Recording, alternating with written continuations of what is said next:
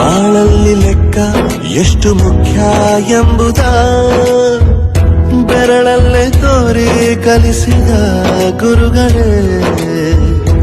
ಈ ದೇಹ ಹೇಗೆ ದಂಡಿಸೋದು ಎನ್ನುವ ಸಂದೇಹ ಈಗೋ ಮೆಚ್ಚಿನ ಕಲಿಗಳೇ. ಹೆಮ್ಮೆ ಪಡುತ್ತೀವಿ. ಮಕ್ಕಳಿಗೆ ಗೊತ್ತಾಗುತ್ತೆ ಗುರುವಿನ ಬೆಲೆ ಎಂತದ್ದು. ನಮ್ಮ ಗುರುಗಳು